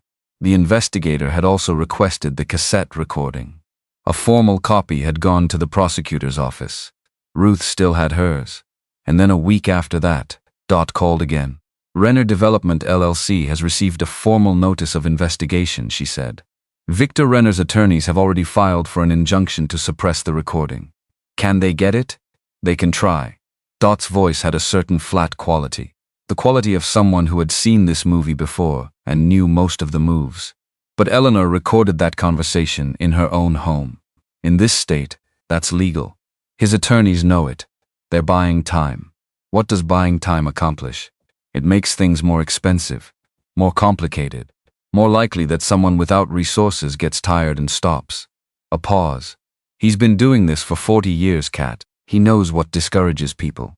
Kat looked out the window at the lake. Does he know who I am? She asked. What I know about my father. I don't know what he knows about Warren Marsh. If he knew Warren, he might know about me. Possibly. Another pause. Does that change anything for you? Kat thought about it honestly. No, she said. It doesn't. She heard Dot breathe. Good, Dot said. The Hollis family came forward in December. Patty Hollis, the granddaughter Burl had mentioned. 61 years old, worked at the hardware store, had spent her whole life in this county. She had a brother in Portland and a sister in Duluth, and all three of them had believed for 30 years that their grandmother had sold the family land willingly. Dot connected them with the documents. Kat didn't meet Patty right away. She knew about her through Dot, through the legal process, through the way information moves through a small county, even when it's supposed to be moving through official channels. But on a Tuesday morning in December, a car pulled into the lodge lot, and a woman got out and stood for a moment looking at the water. She was about Kat's height, brown coat, practical boots, the kind of woman who looked like she'd spent her life doing what needed doing without much ceremony. Kat came out of the lodge. They looked at each other. Patty Hollis, the woman said. Kat Marsh. Patty looked at the lake, at the lodge line, at the tree line on the far shore. My grandmother used to bring me fishing here when I was small, she said, on the north end of the lake. She nodded toward the Renner-owned shoreline. We had a little aluminum boat. She kept it at the property. She paused. When I was 12, she told me she'd signed the land over to pay a debt. I believed her because why wouldn't I believe her? She stopped. She didn't have a debt. Kat didn't say anything. She had Alzheimer's, Patty said. Early stage. She could manage every day fine. But legal documents. She shook her head. She wouldn't have understood what she was signing. The cold off the lake was sharp. Kat could feel it through her jacket. Eleanor Marsh documented it, Kat said. I know. Patty looked at her. Dot Fenn showed me. She paused. Who was Eleanor to you? She was my family. I didn't know her. I didn't know she existed until I bought this property. Kat looked at the water. She died trying to protect your grandmother's land.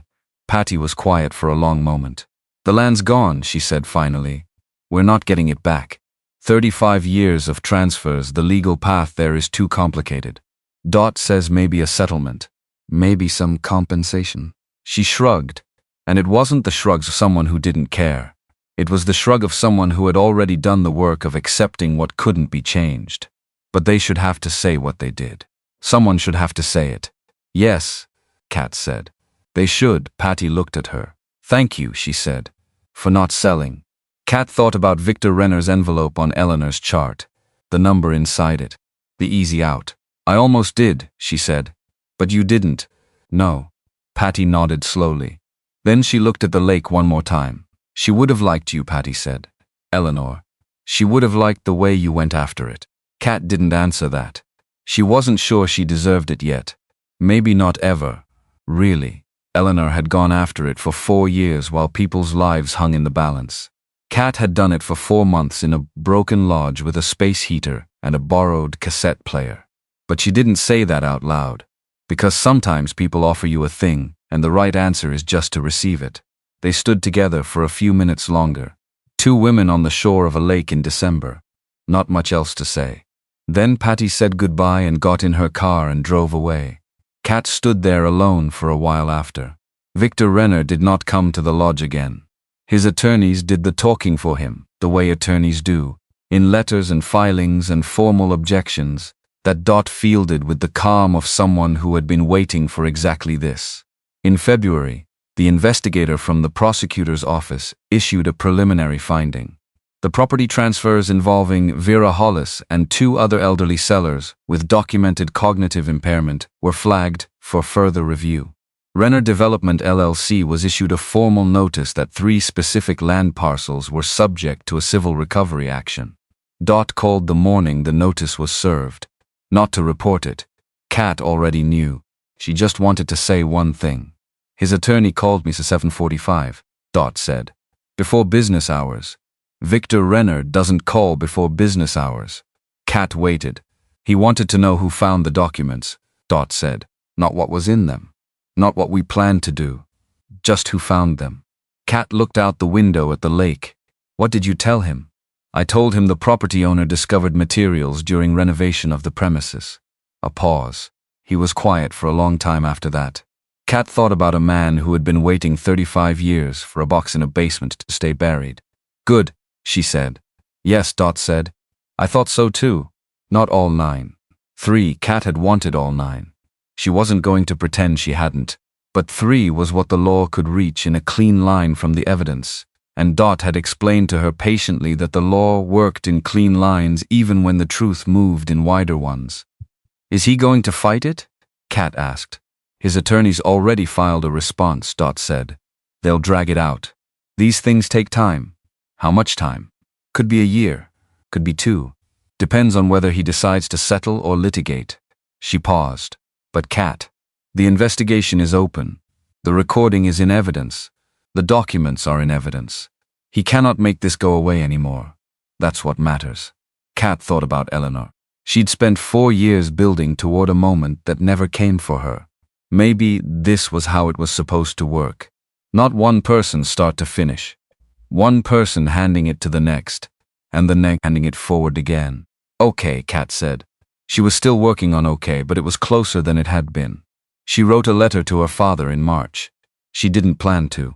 She was sitting at the table late on a Thursday night with the lodge quiet around her and the lake visible through the window as a dark shape beyond the glass.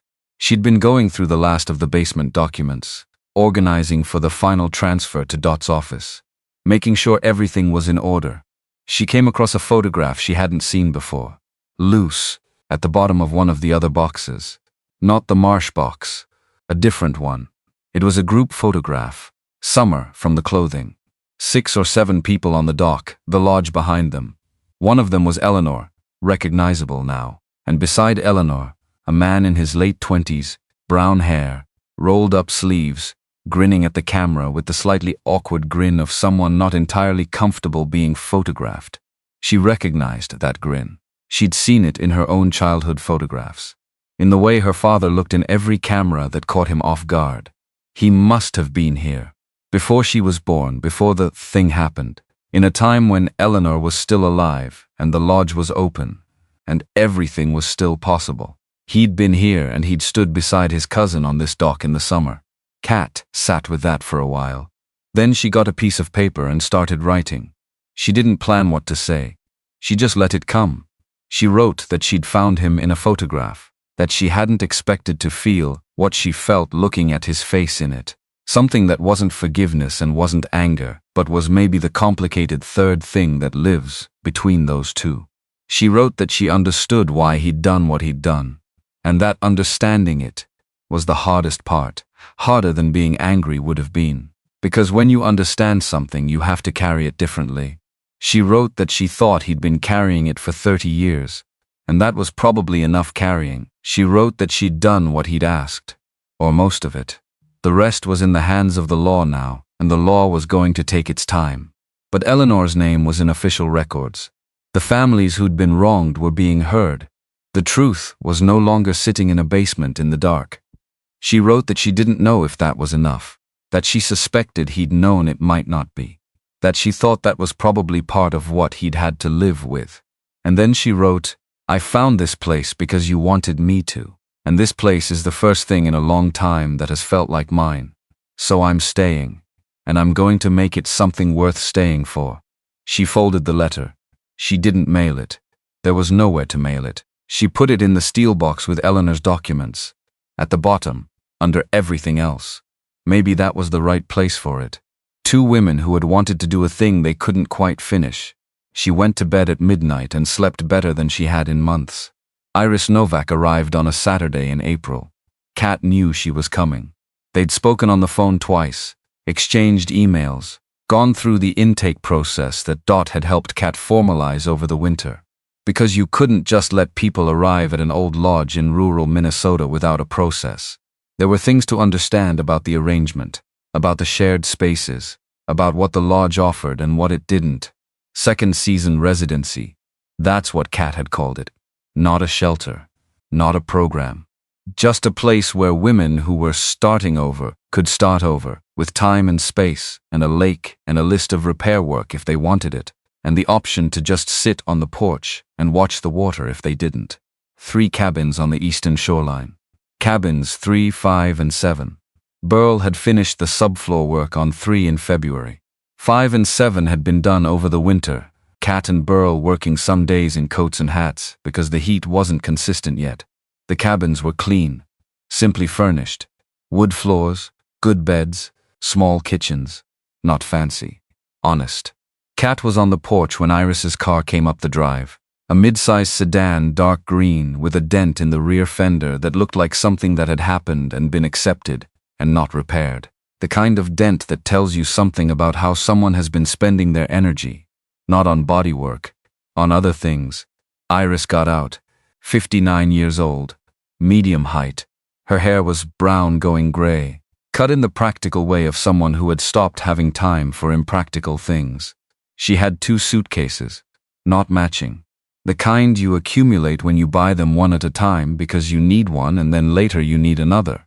She stood beside the car and looked at the lodge, at the lake behind it, at the tree line and the way the April light was sitting on the water. She didn't say anything for a moment. Kat came down the porch steps. "Iris?" "Yes." Iris looked at her. Her eyes were tired in the way eyes get when they've been tired for a long time, and tired has become the baseline. "You're Katherine." "Kat." Iris nodded. She looked at the lake again. "My husband died 14 months ago," she said. Not like she was explaining herself. More like she was saying it out loud. Because she still needed to sometimes. After the medical bills, after the estate. She stopped. The apartment I'd lived in for 12 years. I had 6 weeks to find somewhere else. Kat knew some of this from the intake paperwork. But hearing it was different. "Where did you go?" she asked. "My sister's. For 2 months. A pause. We love each other. But 2 months. The ghost of something that might have been a smile. "You know?" "Yeah," Kat said. "I know." Iris looked at the 2 suitcases. "I don't know what I'm supposed to do next," she said. "I haven't known for about a year now. I wake up in the morning and I think, okay, today. And then I get through the day and I think, okay, tomorrow. But I can't see past tomorrow, to what any of it is building toward. Kat listened to that. She recognized it. The feeling of living in 2-day increments. Of not being able to see the shape of the thing you were making, because you were still too close to the wreckage of the last thing.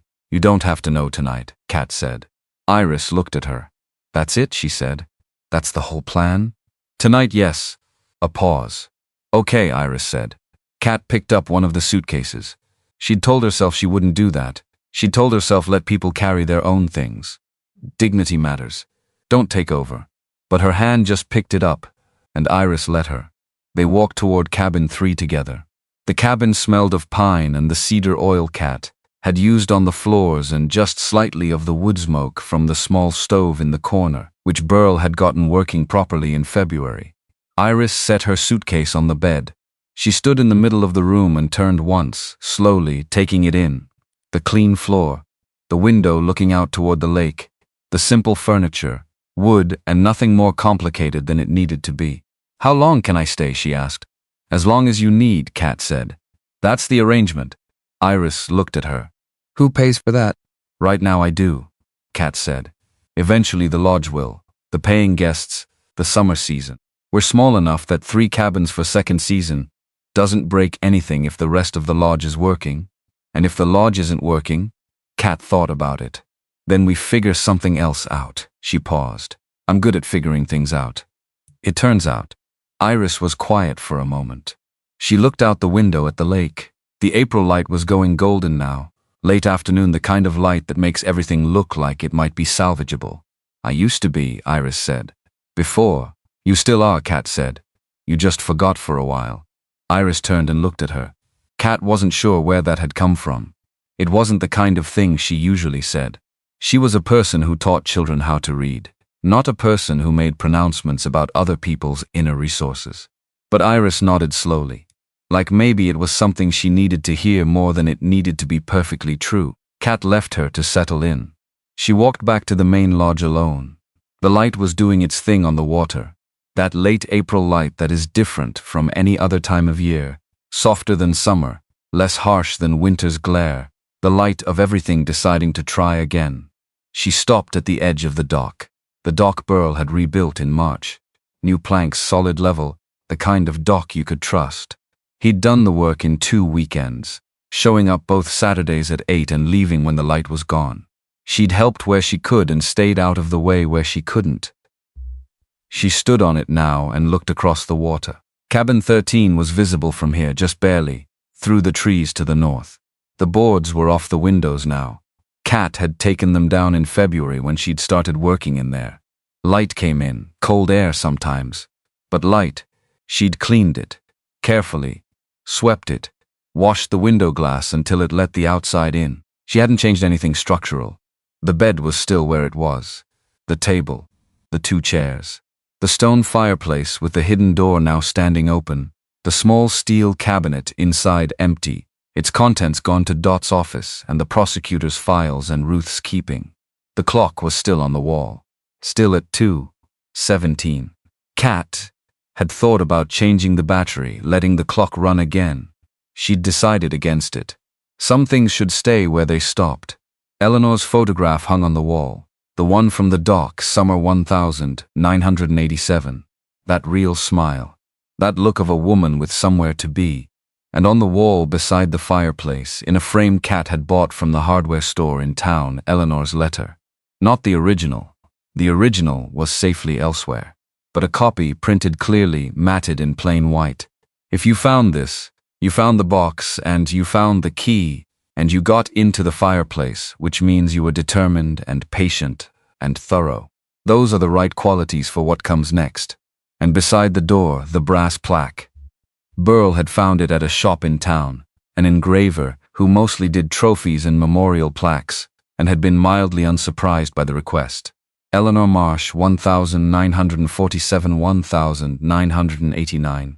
She asked the questions no one else would. This room is why the answers survived.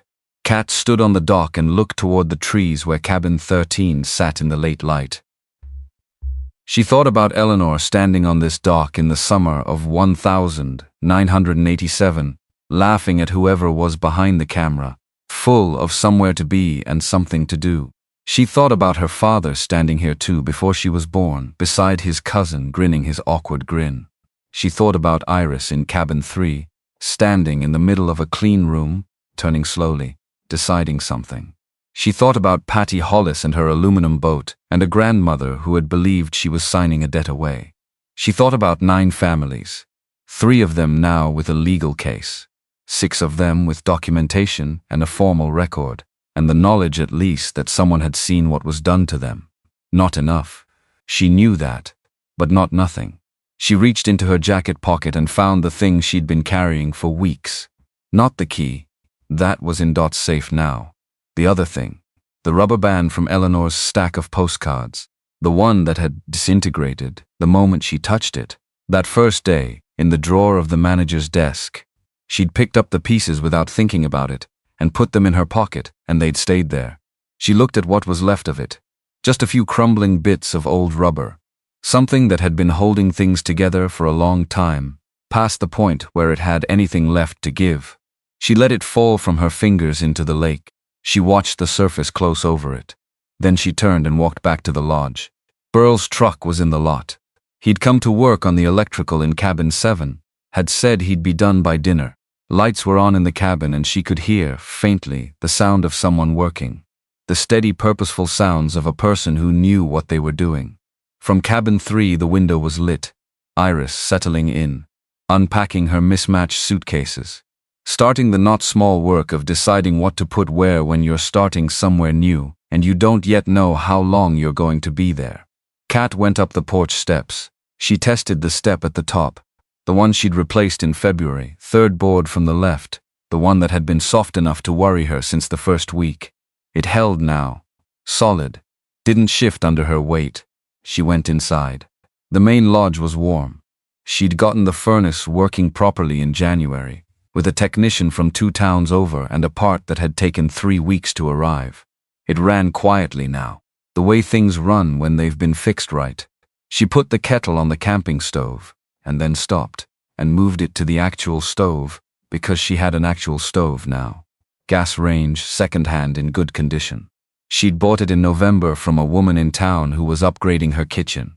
It made different sounds than the camping stove. Steadier, more permanent. She liked those sounds. She stood at the window, while the water heated, and looked out at the lake. The light had gone fully gold now, the last of it, and the water was holding it the way still water does. Perfectly, like the lake was trying to keep something before dark came and it had to let go. Kat looked at that for a while.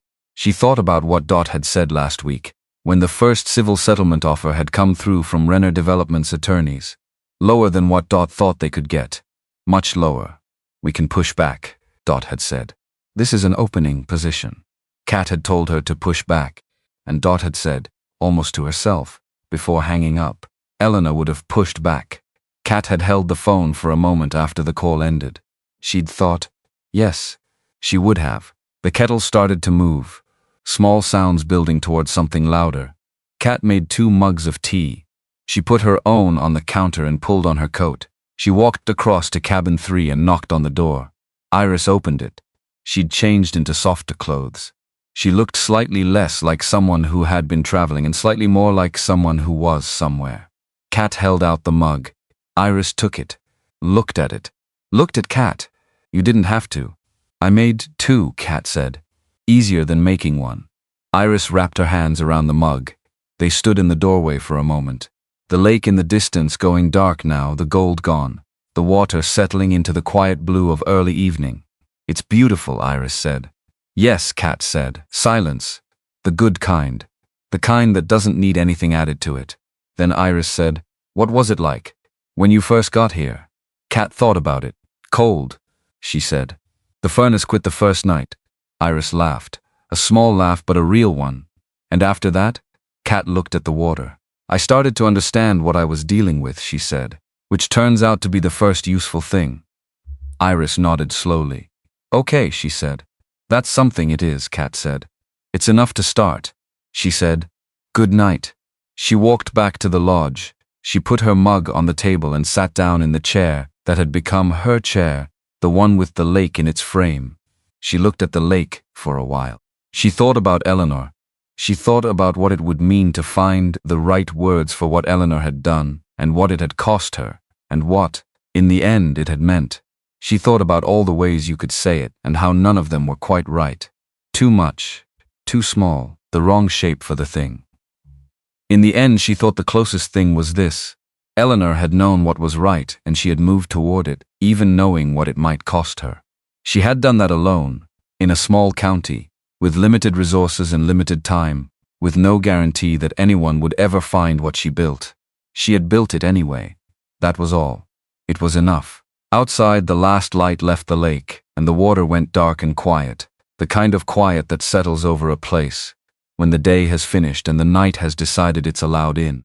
Kat sat in her chair. She didn't think about Daniel. Not tonight.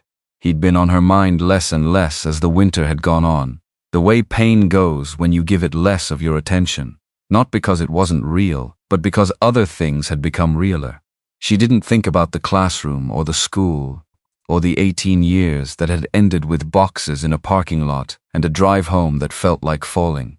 She thought about tomorrow, about cabin 7, where Burl needed help with the trim work, about the summer, the paying guests, the lodge opening properly for the first time in 35 years. About the case, still moving through its slow official channels, doing what Dot said it would do, which was not fast and not dramatic and not clean but real. About Iris in cabin 3, holding a mug of tea, starting the work of figuring out what came next. About Patty Hollis and her aluminum boat. About Eleanor's photograph on the wall of cabin 13, that real smile, that light in her eyes. Kat sat in her chair with the dark lake in the window and the lodge warm around her, and she thought about all of it. Not finished. Nothing was finished. But alive, moving, pointed in a direction. Her direction. She reached over and turned off the lamp. The lake came forward in the dark, the way it always did when you removed the competing light. Faint and present, still there, still here. She sat with it for a while. Then she got up, made sure the stove was off, made sure the door was locked, went upstairs. She'd moved her bedroom upstairs in January to the room with the east window, the one that got the morning light first.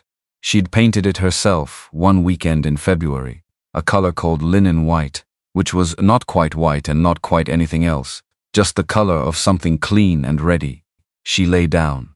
The lodge made its sounds. Old wood doing what old wood does when the temperature drops and everything settles. She'd stopped telling herself it was just the house settling. She just listened to it now. The sounds of an old place becoming something new, which was not the same as starting over, which was better than starting over, which was starting from everything this year had taught her, from everything Eleanor had carried, from everything her father had not been able to do and had sent her here to finish, from everything she had found when she stopped running from the empty space and walked into it instead. Outside Stillwater Lake was dark and still. Inside the lodge breathed, Kat slept.